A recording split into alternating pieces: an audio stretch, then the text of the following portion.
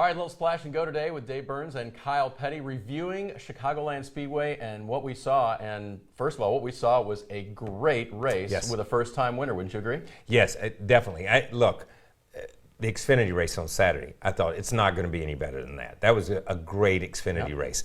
At different times, the guys running 3rd, 4th, 5th, and 6th in the Xfinity race were 4 wide, dicing, chopping each other off. So then fast forward to Sunday after the rain delay, and we have the same thing. You have the same thing in the Cup Series. And I think the package that we have now fits this mile and a half. It's reinvigorated the mile and a half racetracks. It's made them relevant again. Before everybody's cookie cutter, and everybody complained. But I thought it was a great race, great finish to a race.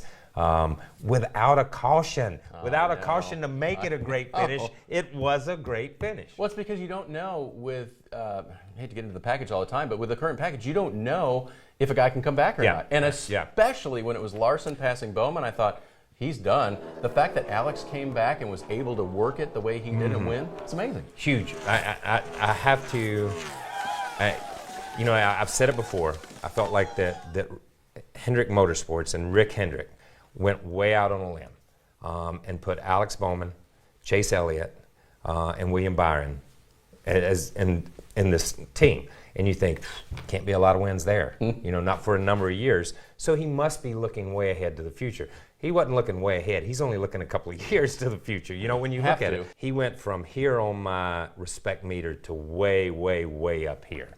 And that's the wrong thing to say, respect, because I respect him as a driver. But I didn't think that he had it in him to come back. Well, we'd never seen it, right? No, never seen it. So. And to be put in that position for the first time against a guy like Kyle Larson, who's come up short so many times, to be able to battle back, go door to door, fender to fender, lay on his quarter panel, get back past him, and then drive off from him. I know. That bodes well for Hendrick Motorsports. And now you look at William Byron has 3 poles this year. Who would have thought that? Chase has a race win. Now Alex Bowman has a race win. The future is bright over there. They've got this Chevy headed in the right direction. The future's bright. Well, and you look at the rest of the top 10, it included William Byron as well. Just outside the top 10, Chase Elliott, who had a down, up, finally up at the end kind of day. So they've really got their program together. And again, I think the raciness of what we're seeing now, it's so fun, but Hendrick is finding that way. Yeah, they seem to be. I still think, I don't know what was wrong.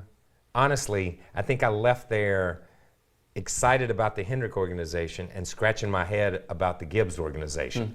And not so much the Penske organization, because I felt like they had solid days. The funny thing about Joey and Brad Keselowski and Ryan Blaney, they've been running 2nd, 4th, 6th, whatever, to the Toyotas. This week they did it to the Chevys. They still didn't, as the shuffle happened, they didn't get through, but the Toyotas were non-existent. Eric Jones was the highest finishing Toyota at 7th or 8th, right along in there.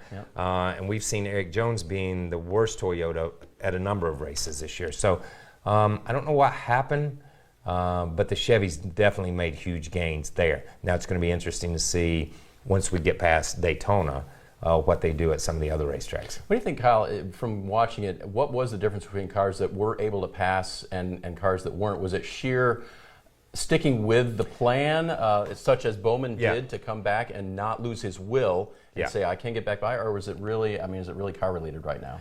It's a lot car related, and it was a lot car related up there.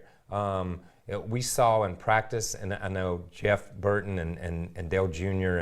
and Stevie pointed it out a couple of times, and we saw it in the Xfinity practice when you and Dale were doing the Xfinity. A guy would roll in on somebody, lose the nose, and go straight to the wall. You can't, I don't care how much you're willing your car to get around that guy, when you're sitting in that car doing this, and it's shooting straight to the wall because there's no air on the nose, there's nothing you can do.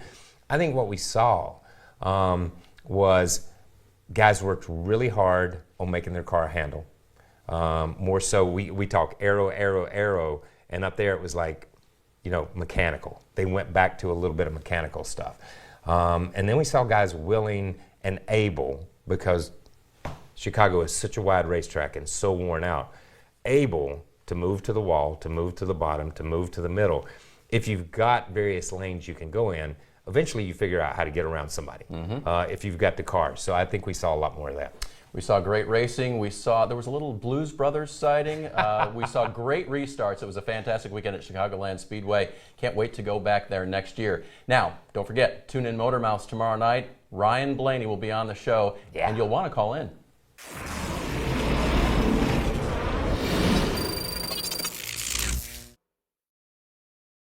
Hey Motorsports fans, thanks for watching. Make sure you hit subscribe before you go for all the latest news and highlights across motorsports.